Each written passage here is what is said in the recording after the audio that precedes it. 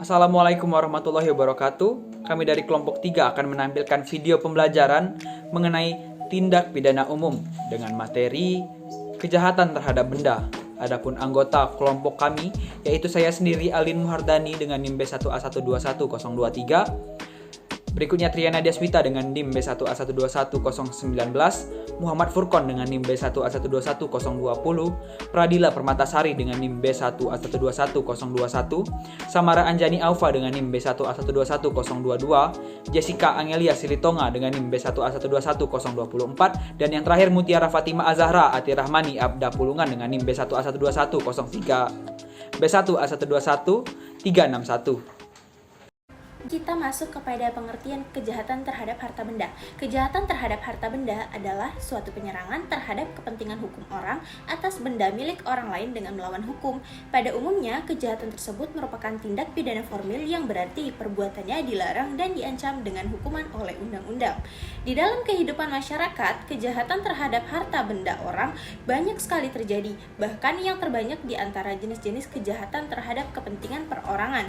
Nah, jenis-jenis kejahatan terhadap harta benda orang termasuk dalam buku kedua KUHP atau buku kejahatan. Yang pertama, pencurian ialah mengambil barang orang lain, di mana mengambil diartikan memindahkan barang dari tempat semula ke tempat lain. Yang kedua, pemerasan ialah memaksa orang lain dengan kekerasan atau dengan ancaman kekerasan untuk menyerahkan sesuatu. Yang ketiga, pengancaman ialah memaksa orang lain dengan ancaman menista secara lisan atau menista secara tertulis atau membuka rahasia agar menyerahkan sesuatu. Yang keempat ialah penipuan, di mana membujuk orang lain dengan tipu muslihat, rangkaian kata-kata bohong, nama palsu, keadaan palsu agar memberikan sesuatu. Yang kelima, merugikan orang lain yang berpiutang, yaitu orang yang berhutang melakukan sesuatu perbuatan terhadap kekayaan yang merugikan yang berpiutang atau yang menghutangi. Keenam, penghancuran dan pengrusakan barang ialah menghancurkan dan merusak serta menghilangkan barang. Yang ketujuh, penadahan, di mana membeli, menyewa, menukar, menerima sebagai jaminan hutang, menerima sebagai hadiah yang berasal dari barang kejahatan. Saya Jessica Angelia Silitonga dengan NIM B1A121024. Di sini saya akan menerangkan mengenai pasal yang mengatur beserta sanksi. 1. Pencurian. Pencurian dalam bentuk pokok diatur dalam pasal 362 yang berbunyi, barang siapa mengambil barang yang seluruhnya atau sebagian kepunyaan orang lain dengan maksud untuk memiliki barang itu secara melawan hukum, dihukum karena melakukan pencurian dengan hukuman penjara selama-lamanya 5 tahun atau denda sebanyak-banyaknya 15 kali Rp60. Kemudian ada pencurian berat yang diatur dalam pasal 363 yang berbunyi, 1. Dihukum penjara selama-lamanya 7 tahun. Ke-1, pencurian ternak. Kedua, pencurian pada waktu kebakaran, peletusan, banjir, gempa bumi atau gempa laut, peletusan gunung api, kapal karangan terdampar, kecelakaan kereta api, huru-hara, pemberontakan, atau bahaya perang. Ketiga, pencurian waktu malam dalam sebuah rumah atau di pekarangan tertutup yang ada rumahnya, dilakukan oleh orang yang ada di situ, tiada dengan setahunya atau tiada dengan kemauan yang berhak. Keempat, pencurian dilakukan oleh 2 orang atau lebih bersama-sama. Kelima, pencurian yang dilakukan untuk dapat masuk ke tempat kejahatan atau untuk dapat mengambil barang yang akan dicuri itu dengan jalan membongkar, merusak atau memanjat atau memakai anak kunci palsu, perintah palsu atau pakaian jabatan palsu. 2. Jika pencurian yang diterangkan dalam nomor 2 dan nomor 3 disertai dengan salah satu hal tersebut dalam nomor 4 dan 5, maka dijatuhkan hukuman penjara selama-lamanya 9 tahun. Kemudian ada lagi pencurian dengan kekerasan yang diatur dalam pasal 365 yang berbunyi, dengan hukuman penjara selama-lamanya 9 tahun, dihukum pencurian yang didahului, disertai atau diikuti dengan kekerasan atau ancaman kekerasan kepada orang dengan maksud mempersiapkan atau mempermudah pencurian itu, atau jika kepergok supaya ada kesempatan bagi diri sendiri atau peserta lain dalam kejahatan itu untuk melarikan diri, atau supaya barang yang dicurinya tetap tinggal di tangannya. Hukuman penjara selama-lamanya 12 tahun dijatuhkan. Ke-1, jika perbuatan itu dilakukan pada malam, di dalam sebuah rumah atau pekarangan tertutup yang ada rumahnya, atau di jalan umum atau dalam kereta api atau tren yang sedang berjalan. Kedua, jika perbuatan itu dilakukan bersama-sama oleh 2 orang atau lebih. Ketiga, jika yang bersalah masuk ke tempat melakukan kejahatan itu dengan pembongkaran atau memanjat atau memakai anak kunci palsu, perintah palsu atau pakaian jabatan palsu. Keempat, jika perbuatan menimbulkan akibat luka berat pada seseorang. Ayat 3, dijatuhkan hukuman penjara selama-lamanya 15 tahun jika perbuatan itu menimbulkan akibat matinya seseorang.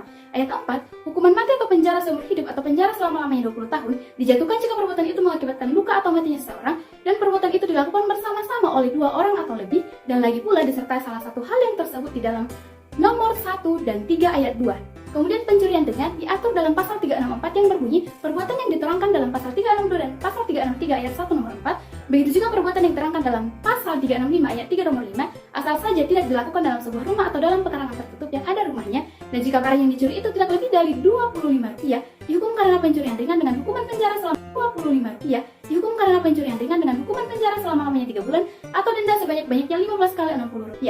Kemudian pencurian dalam keluarga diatur dalam pasal 367 ayat 1 yang berbunyi, jika pembuat atau pembantu melakukan kejahatan diterangkan dalam bab ini, suami atau istri yang belum berpisah meja dan tempat tidur dengan istri atau suami terhadap siapa kejahatan itu dilakukan, penuntutan terhadap pelaku atau pembuatnya tidak dapat dilakukan. Ayat kedua, jika orang itu adalah suami istri yang sudah berpisah meja dan tempat tidur, dan istri atau suaminya atau keluarga saudara atau keluarga semenda, baik dalam keturunan yang lurus maupun keturunan ke samping, dalam pangkat kedua terhadap orang itu, hanya dapat dilakukan penuntutan hukum bila diadakan pengaduan oleh orang terhadap siapa kejahatan itu dilakukan. Ayat 3, jika menurut adat istiadat keturunan ibu, kekuasaan bapak dilakukan oleh orang lain daripada bapak kandungnya, maka aturan pada ayat yang baru lalu berlaku juga bagi orang itu. Kemudian yang kedua yaitu pemerasan. Diatur dalam pasal 368 yang berbunyi, barang siapa dengan maksud untuk menguntungkan diri sendiri atau orang lain dengan melawan hukum, memaksa orang dengan kekerasan atau ancaman kekerasan supaya orang itu memberikan suatu barang yang seluruhnya atau sebagian kepunyaan orang itu sendiri atau kepunyaan orang lain, atau supaya orang itu membuat hutang atau menghapuskan piutang, dihukum karena memeras dengan hukuman penjara selama-lamanya 9 tahun. Ayat 2, aturan pada pasal 365 ayat kedua, ketiga, dan keempat berlaku bagi kejahatan ini. Perkenalkan, nama saya Pradila Permatasari dengan NIM B1A121021. Di sini saya akan melanjutkan materi yang telah disampaikan oleh teman saya sebelumnya. Tindak pidana selanjutnya yaitu mengenai penggelapan.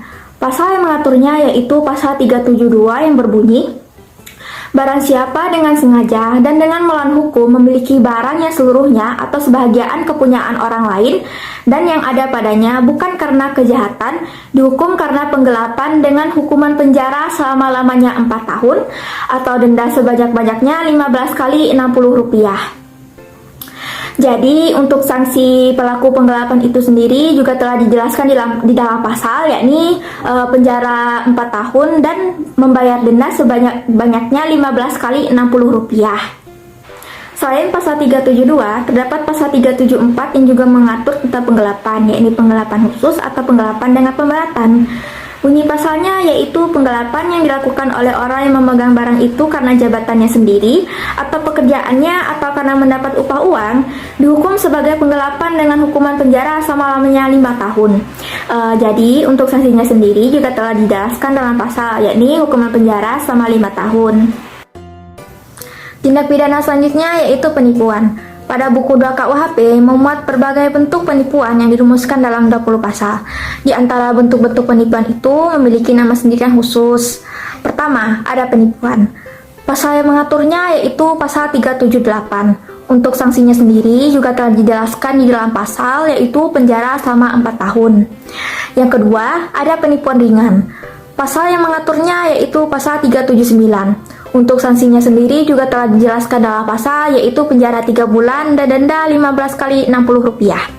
Yang ketiga, ada penariakan botol. Pasal yang mengaturnya yaitu pasal 379A, dan untuk sanksinya sendiri juga telah dijelaskan di dalam pasal, yaitu penjara selama 4 tahun.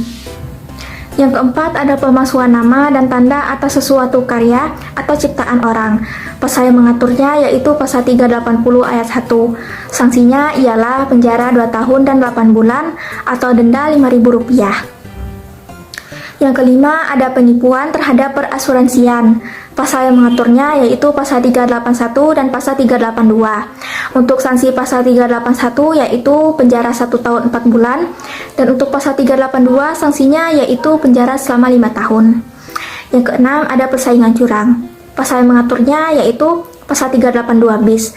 Sanksinya ialah penjara 1 tahun 4 bulan atau denda Rp13.500. Yang ketujuh itu penipuan dalam jual beli.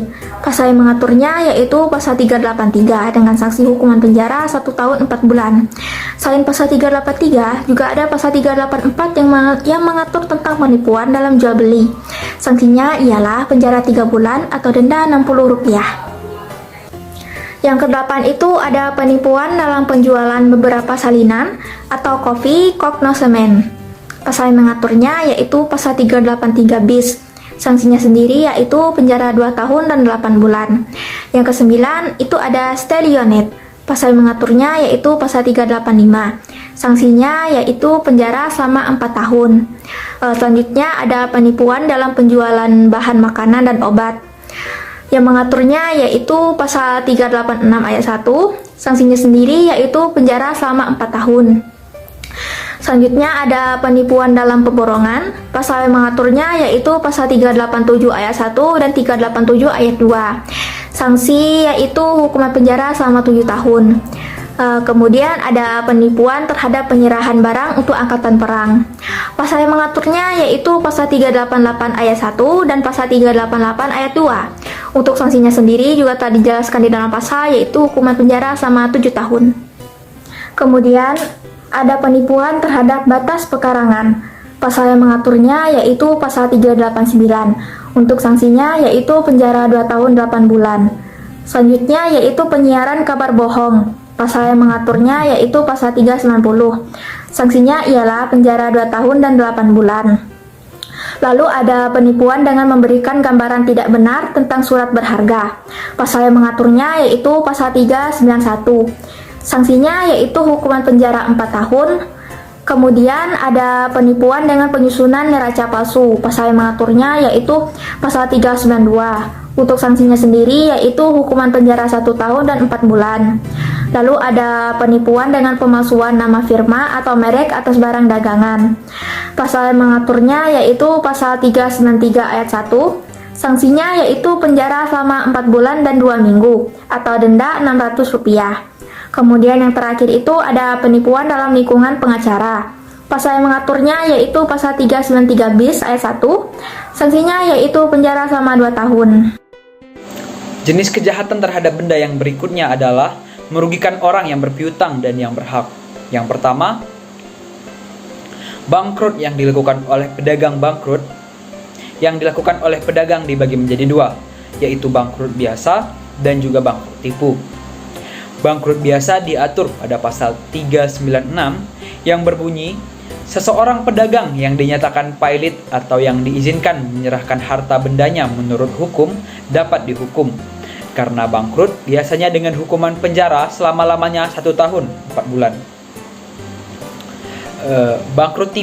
Sedangkan bangkrut tipu diatur pada pasal 397 yang berbunyi, saudagar yang dinyatakan pailit atau yang diizinkan menyerahkan harta bendanya menurut hukum karena bersalah bangkrut tipu dihukum dengan hukuman penjara selama-lamanya 7 tahun.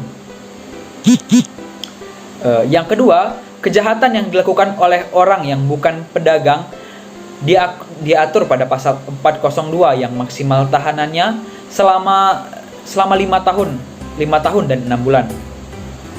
Yang berikutnya, kejahatan yang dilakukan oleh orang yang berpiutang diatur pada pasal 401 ayat 1 dan 2 dan dapat dikenakan hukuman penjara selama-lamanya 1 tahun 4 bulan. Jenis kejahatan terhadap benda yang berikutnya adalah penghancuran atau perusakan barang. Maksud dari penghancuran dan perusakan dalam hukum pidana adalah melakukan perbuatan terhadap barang orang lain secara merugikan tanpa mengambil barang itu, sebagaimana aturan-aturan yang telah ditetapkan dalam kitab Undang-Undang Hukum Pidana pada pasal 406 KUHP. Hal ini memang merupakan hasil pengembangan hukum. Pasal 406 ayat 1 KUHP Indonesia ditetapkan bahwa barang siapa dengan sengaja dan dengan melawan hukum membinasakan, merusak, membuat hingga tidak dapat dipakai lagi atau menghilangkan suatu barang yang sama sekali atau sebagiannya kepunyaan orang lain, dihukum penjara selama-lamanya 2 tahun 8 bulan atau denda sebanyak-banyaknya Rp4.500. Pasal 406 ini juga menjadi dasar bagi pelaku perusakan barang yang melakukan kejahatannya. Jenis kejahatan terhadap benda yang selanjutnya yaitu pemudahan. Terdapat 2 jenis kejahatan dalam jenis ini. Yang pertama penadahan dan yang kedua kejahatan dengan alat cetak. Penadahan diatur pada pasal 480 dengan hukuman penjara 4 tahun atau denda sebanyak-banyaknya 15 kali Rp60. Sedangkan kejahatan dengan alat cetak diatur pada pasal 483 dengan pidana kurungan selama-lamanya 1 tahun dan denda 15 dikali Rp300. Assalamualaikum warahmatullahi wabarakatuh. Shalom, Om Swastiastu, Namo Buddhaya. Perkenalkan, saya Mutiara Fatima Azahra Atirahmani Abda Pulungan dengan NIM B121361 Program Studi Ilmu Hukum Fakultas Hukum Universitas Jambi. Pada kesempatan kali ini, saya akan memberikan penjelasan sedikit mengenai contoh kasus tindak pidana pencurian dan juga perusakan barang. Kasus tindak pidana yang pertama yaitu tindak pidana pencurian. Misalnya, pada sore hari, pria bernama Iwan yang berusia 30 tahun mengendarai motornya menuju perumahan Purimayang. Sesampainya di perumahan tersebut, Iwan turun dari motornya dan membawa satu buah linggis. Kemudian ia melihat sebuah rumah kosong milik Yati tersebut dan menghampiri rumah itu untuk kemudian ia berjalan menuju jendela dan membuka paksa jendela rumah tersebut menggunakan linggis yang ia bawa. Kemudian setelah ia berhasil masuk ke dalam rumah Wati tersebut, ia naik ke lantai 2 dan kemudian melihat satu buah kamar milik Yati yang pintunya terkunci. Kemudian ia menggunakan linggisnya kembali untuk memaksa membuka kunci pintu kamar milik Wati. Setelah ia berhasil masuk ke dalam kamar milik Wati, ia melihat uang sebesar 500.000 di meja rias milik Wati. Kemudian ia mengambilnya dan memasukkannya ke dalam kantung jaketnya. Kemudian ia juga melihat satu buah laptop merek Asus milik Yati. Kemudian ia juga membawa laptop tersebut menggunakan tangannya. Setelah membawa uang sebesar 500.000 yang terdapat di meja rias milik Yati dan juga laptop Asus milik Yati, Iwan kemudian turun kembali ke lantai 1 dan keluar melalui jendela yang sama tempat ia masuk tadi untuk kemudian kabur membawa uang sebesar 500.000 milik Yati dan laptop tersebut dengan mengendarai sepeda motor miliknya. Perbuatan yang dilakukan Iwan tersebut termasuk tindak pidana pencurian di mana terdapat dalam pasal 362 Kitab Undang-Undang Hukum Pidana dengan ancaman pidana selama-lamanya 5 tahun atau denda sebanyak-banyaknya Rp900.000. Contoh kasus tindak pidana yang kedua yaitu perusakan barang. Rahmat yang merupakan laki-laki berusia 20 tahun dengan profesi sebagai tukang parkir di daerah Kemang. Pada saat itu, datang seorang Fani yang mengendarai motor merek Vario yang kemudian memarkirkan motor tersebut dengan keadaan tidak rapih atau sedikit berbelok ke arah kiri. Kemudian Rahmat tiba-tiba merasa kesal dengan perbuatan Fani sehingga ketika Fani sudah turun dari motornya, Rahmat menghampiri motor Fani dan kemudian menendang motor tersebut sehingga motor milik Fani itu terguling. Setelah motor tersebut terguling, Rahmat pun mengambil sebuah batu besar yang ada di sampingnya, kemudian memukul berulang-ulang kali ke arah motor Fani, sehingga mengakibatkan kaca spion motor Fani tersebut patah dan juga mengakibatkan kaca depan lampu motor milik Fani tersebut pecah parah. Perbuatan yang Rahmat lakukan tersebut termasuk tindak pidana perusakan barang, yaitu terdapat dalam pasal 406 Kitab Undang-Undang Hukum Pidana dengan ancaman pidana penjara selama-lamanya 2 tahun 8 bulan atau denda sebanyak-banyaknya Rp4.500. Nah, di sini saya akan memberikan contoh kasus, yaitu yang pertama tentang pemerasan. Di sini saya akan menceritakan kronologi daripada kasus ini. Kasus ini terjadi pada tanggal 3 Juni 2012 di Desa Jukong, Kecamatan Lebang, Kabupaten Bangkalan. Nah, kasus ini diawali dengan Ali yang menggadaikan motor milik Rudi senilai Rp3 juta atas persetujuan Rudi. Setelah ia menggadaikannya, beberapa hari setelah itu, ia menelpon Rudi untuk meminta tebusan itu sebesar Rp3 juta. Namun, keduanya menyepakati untuk membayar Rp1.500.000 untuk satu orang. Nah, pada hari penebusan motor Rudi mengajak temannya Akbar. Nah, bertemulah mereka di suatu tempat di pertigaan jalan. Nah, di sana bertemulah Rudi, Akbar, dan Ali. Namun di sana juga ada seseorang yang bernama Saiful. Ali menyampaikan bahwa Saiful yang tahu tempat di mana ia menggadaikan motor Rudi. Nah, karena Rudi memiliki keperluan mendadak, ia menyuruh Akbar untuk mengikuti Saiful dalam membayarkan tebusan motor milik Rudi. Nah, namun di tengah perjalanan Saiful tiba-tiba berhenti dan langsung mendekati Akbar dengan mengancam sambil mengeluarkan celurit di dalam bajunya untuk segera memberikan uang tebusan yang diberikan Rudi kepadanya. Karena Akbar merasa takut, ia pun langsung memberikan uang tersebut pada Saiful. Dalam kasus ini sudah jelas bahwa kasus ini salah satu bentuk pemerasan. Hal ini dapat dibuktikan pada pasal 368 KUHP yang mana barang siapa dengan maksud untuk menguntungkan diri sendiri atau orang lain dengan melawan hukum, memaksa orang dengan kekerasan atau ancaman kekerasan supaya orang itu memberikan suatu barang yang seluruhnya atau sebahagian kepunyaan orang itu atau kepunyaan orang lain, atau supaya orang itu membuat hutang atau menghapuskan piutang, dihukum karena mengeras dengan hukuman penjara selama 9 tahun. Nah, dalam kasus yang telah saya ceritakan tadi, di sini sudah jelas unsur-unsur objektif dan subjektif pada perbuatan Saiful ini telah terpenuhi. Unsur objektifnya yang pertama memaksa orang, sudah jelas ia memaksa Akbar untuk menyerahkan uang untuk menebus motor milik Rudi.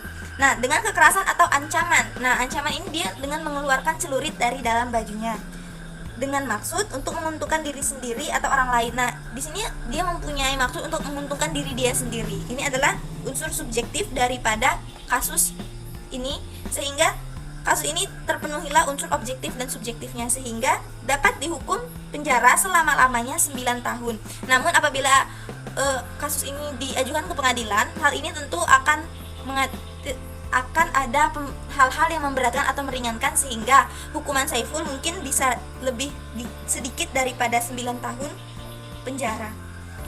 Baiklah, contoh kasus selanjutnya, saya mempunyai 3 bentuk kasus penipuan. Saya akan bacakan kasusnya. Yang pertama, daftar jadi bintara Polri, mahasiswa asal NTT ditipu oknum polisi. Pelaku minta 225 juta dan sebidang sawah siap panen. Dari kasus ini terlihat bahwa seorang oknum polisi menipu seseorang yang ingin menjadi bintara. Ini ialah oknum polisi. Yang kedua, bentuk penipuan yang kedua, ini mengaku polisi, pria asal Tasikmalaya tipu 4 warga NTT, korban rugi 55 juta. Sedangkan kasus penipuan yang ketiga, anak dijanjikan jadi polisi, petani di Rotendao serahkan 250 juta ke Aibda AA, gadaikan sertifikat rumah untuk modal. Nah, dari ketiga kasus yang telah saya bacakan tadi, di sini sama-sama bentuknya merupakan kasus penipuan.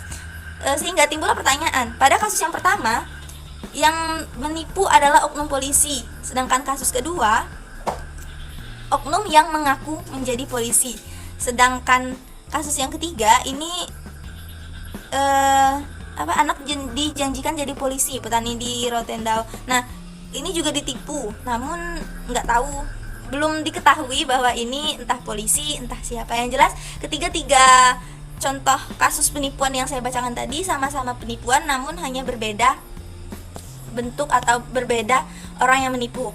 Nah, pertanyaannya, apakah sama hukuman antara seseorang polisi yang menipu dengan seorang polisi yang mengaku polisi? Nah, orang yang mengaku polisi atau polisi yang menipu, begitu. Apakah sama hukumannya? Untuk menjelaskan pasal ini, untuk menjelaskan kejadian atau kasus ini, kita dapat melihat pada pasal 378 tentang penipuan, 378 KUHP yang berbunyi, barang siapa dengan maksud hendak menguntungkan dirinya atau orang lain dengan melawan hukum, baik dengan memakai nama palsu atau keadaan palsu, baik tipu muslihat maupun rangkaian kata-kata bohong, membujuk orang supaya memberikan sesuatu barang atau membuat hutang atau menghapuskan piutang, dihukum penjara penipuan dengan hukuman penjara selama-lamanya 4 tahun. Pada pasal 378 di sini mempunyai beberapa alat pembujuk, yaitu nama palsu, keadaan atau sifat palsu, rangkaian kata-kata bohong, dan tipu muslihat. Nah, dari tiga kasus yang saya bacakan tadi, ketiga-tiganya bisa masuk ke pasal 378 yang mana hukumannya atau pidananya selama-lamanya itu ialah 4 tahun. Namun untuk apabila diajukan ke pengadilan ini sama dengan sebelumnya, bisa jadi ada unsur meringankan atau unsur yang memberatkan daripada pelaku. Jadi ketiga kasus yang saya sebutkan tadi, ketiga-tiganya kita dapat mengacu kepada pasal 378 tentang penipuan. Karena memiliki unsur objektif dan unsur subjektif. Nah, unsur objektif dan subjektif yang sama maksud saya. Nah, unsur objektifnya yaitu membujuk, menggerakkan orang lain dengan alat pembujuk atau alat penggerak yang saya sebutkan sebelumnya. Nah, ketiga-tiganya ini mempunyai alat pembujuk. Yang pertama itu dia membujuk untuk daftar jadi bintara polisi ini ditipu oknum polisi. Kemudian yang kedua ia membujuk korban untuk memberikan uang sebesar 55 juta, dan yang ketiga seseorang ini menjanjikan untuk dijadikan polisi. Tiga-tiganya mempunyai alat pembujuk sehingga dapat diacukan kepada pasal 378 KUHP. Mungkin hanya ini contoh yang dapat saya berikan, dan selanjutnya akan dilanjutkan oleh teman saya. Baik, di sini saya akan menjelaskan unsur dari suatu kejahatan yang berupa kejahatan terhadap harta benda. Kami akan mengambil beberapa kasus tentang kejahatan tersebut, yakni pertama ada kasus pemerasan, kedua ada kasus pencurian, ketiga dan ada kasus perusakan. Ketiga kasus itu masuk ke dalam kasus kejahatan terhadap benda karena objeknya adalah suatu benda. Pertama yaitu kasus pertama yang telah diterangkan oleh kawan saya sebelumnya, yaitu tentang pemerasan terhadap harta benda. Tindak pidana pemerasan pasal 368 ayat 1 KUHP yang unsur-unsurnya adalah pertama barang siapa, yang kedua dengan menguntungkan diri sendiri atau orang lain secara melawan hukum, selanjutnya dengan cara memaksa seseorang dengan kekerasan atau ancaman kekerasan untuk memberikan barang sesuatu, dan selanjutnya yang seluruhnya atau sebagian milik orang lain. Baik, unsur pertama yaitu barang siapa. Menimbang bahwa yang dimaksud barang siapa adalah subjek hukum yang diajukan ke persidangan berdasarkan surat dakwaan karena telah melakukan suatu perbuatan pidana. Menimbang bahwa terdakwa diajukan ke persidangan berdasarkan dakwa dari jaksa penuntut umum setelah majelis hakim memeriksa identitas terdakwa, yakni Mukid bin Senilem, ternyata telah sesuai dengan yang tercantum dalam surat dakwaan jaksa penuntut umum tersebut. Selanjutnya adalah unsur dengan menguntungkan diri sendiri atau orang lain secara melawan hukum, bahwa yang dimaksud dengan menguntungkan diri sendiri atau orang lain dengan melawan hukum adalah pada hari Minggu tanggal 3 Juni 2012 sekira jam 12 waktu Indonesia Barat, bertempat di warung di depan Jukong, Kecamatan Lambang, Kabupaten Bangkalan Desir, yaitu DPO telah menghubungkan terdakwa Mu'in bin Salem untuk menemui saksi Ahmad Akbar dan Rudi Aji Pamungkas. Desir mengatakan kepada Rudi Aji Pamungkas bahwa terdakwa adalah orang yang tahu di mana Desir menggadaikan sepeda motor milik Rudi Aji Pamungkas. Selanjutnya adalah unsur dengan cara memaksa seseorang dengan kekerasan atau ancaman kekerasan untuk memberikan barang sesuatu. Menimbang bahwa sebagaimana fakta yang telah terungkap di persidangan, sebagaimana telah diuraikan di atas bahwa terdakwa telah meminta uang sebanyak Rp1.500.000 dari Ahmad Akbar yang akan dipakai untuk menebus sepeda motor milik Rudi Aji Pamungkas yang dipinjam dan digadaikan oleh Desir. Karena Ahmad Akbar tidak mau memberikan, maka terdakwa merogoh saku depan celana Ahmad Akbar. Yang keempat, unsur yang seluruhnya atau sebagian milik orang lain. Menimbang bahwa mengenai unsur yang seluruhnya atau sebagian milik orang lain telah jelas diuraikan di atas bahwa terdakwa disuruh minta uang kepada Ahmad Akbar, padahal maksud Ahmad Akbar membawa uang Rp1.500.000 itu hendak dipakai untuk menebus sepeda motor milik Rudi Aji Pamungkas yang telah dipinjam dan digadaikan oleh Desir. Selanjutnya adalah tindak pidana pencurian sebagaimana diatur dalam pasal 362 KUHP yang mempunyai unsur-unsur sebagai berikut. Yang pertama adalah unsur barang siapa, kedua mengambil suatu barang yang seluruhnya atau sebagian milik orang lain, dan yang ketiga adalah dilakukan dengan maksud untuk dimilikinya secara melawan hukum. Pertama, unsur pertama yaitu barang siapa. Berdasarkan fakta-fakta yang terungkap di persidangan, yang dimaksud dengan barang siapa dalam ini adalah terdakwa Saudara Iwan yang berusia 30 tahun, yang sehat rohani dan jasmaninya dan dapat mempertanggungjawabkan setiap perbuatannya. Oleh karena itu, unsur barang siapa telah terpenuhi. Kedua, unsur mengambil suatu barang yang bukan miliknya. Menimbang terdakwa Iwan yang berusia 30 tahun mengendarai motornya menuju perumahan Puri Mayang. Sesampainya di perumahan tersebut, Iwan turun dari motornya dan membawa satu buah linggis. Kemudian ia melihat semua rumah kosong milik Yati dan menghampiri rumah itu untuk kemudian ia berjalan menuju jendela dan membuka paksa jendela rumah tersebut menggunakan linggis yang ia bawa.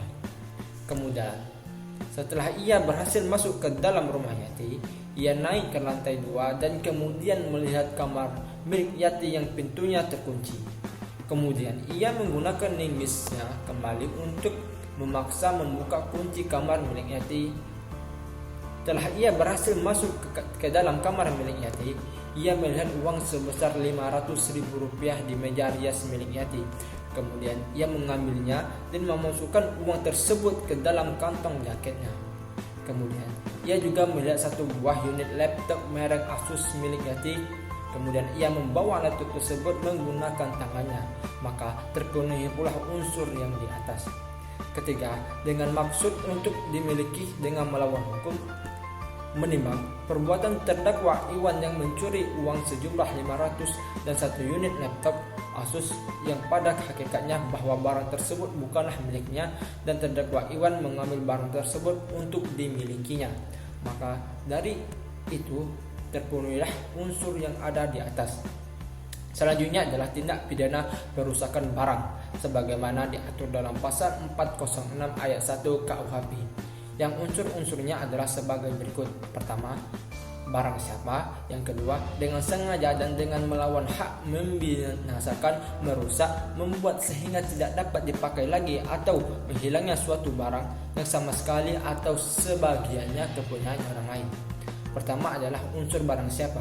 Berdasarkan fakta-fakta yang terungkap di persidangan, yang dimaksud dengan barang siapa dalam hal ini adalah terdakwa Rahat yang berusia 20 tahun, yang sehat rohani dan jasmaninya dan dapat dipertanggungjawabkan setiap perbuatannya.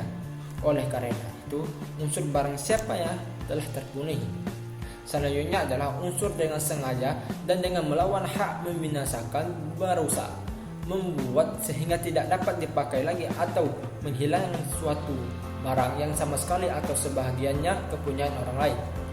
Menimbang pada saat itu datang seorang Fani yang mengendarai motor Vario yang kemudian memarkirkan motornya dengan keadaan tidak rapi dan sedikit berbelok ke arah kiri. Kemudian Rahat merasa kesal dengan perbuatan Fani, sehingga ketika Fani sudah turun dari motornya, Rahat menghampiri motor Fani dan kemudian menendang motor tersebut sehingga motor milik Fani terguling. Setelah motor tersebut terguling, Rahmat pun mengambil sebuah batu besar yang ada di sampingnya, kemudian memukul berulang kali ke atas motor Fani sehingga mengakibatkan kaca spion milik Fani patah dan lampu depan motornya pecah. Sehingga perbuatan Rahat di atas telah memenuhi unsur-unsur tersebut karena kerusakan yang telah disebabkan oleh Rahat tadi. Demikianlah hasil video pembelajaran kami mengenai tindak pidana umum, yaitu dengan materi kejahatan harta benda. Semoga dengan presentasi yang saya dan teman-teman saya sampaikan dapat memperluas ilmu pengetahuan kita semua mengenai materi kejahatan atas harta benda. Pak Topik menjahit kopiah dijahit beldu yang utuh. Wabillahi taufiq wal hidayah. Wassalamualaikum warahmatullahi wabarakatuh.